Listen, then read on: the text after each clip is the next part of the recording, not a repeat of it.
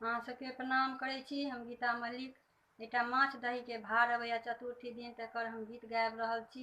अहाँ सबके नीक लागत तऽ हमर मैथिली संगम चैनल के लाइक और सब्सक्राइब जरूर करब। माछ दही के भारी एलै डोली कहारी एलै, एलै मुदैया हमारी यौ बाबा फेर दिया डोली कहार। माछ दही के भारी एलै डोली कहारी एलै, एलै मुदैया हमारी यौ बाबा फेर दिया डोली कहार।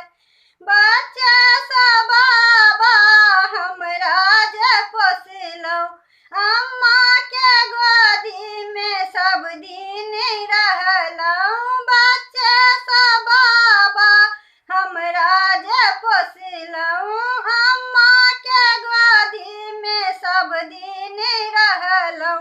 अम्मा जे केलक दुलारी यौ बाबा फेर दिया डोली कहार।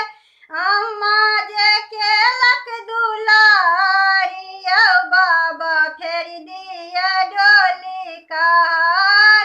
माछ दही के भारी एलै डोली कहारी एलै, एलै मुदैया हमारी यौ बाबा फेर दिया डोली कहार।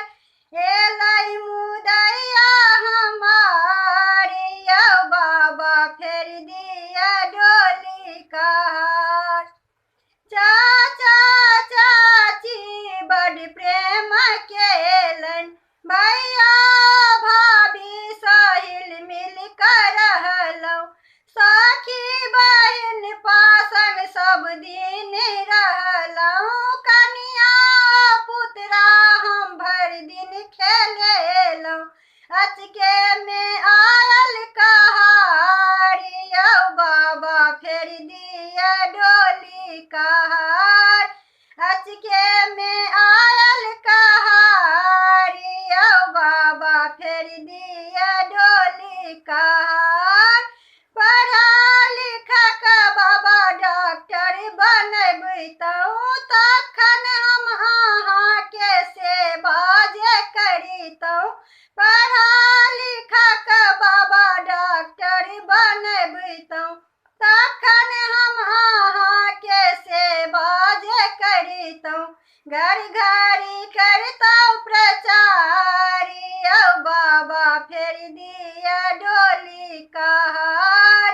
आइ किया भेलौं पहाड़ यौ बाबा फेर दिया डोली कहार। माछ दही के भारी एलै डोली कहारी एलै, एलै मुदैया हमारी यौ बाबा फेर दिया डोली कहार।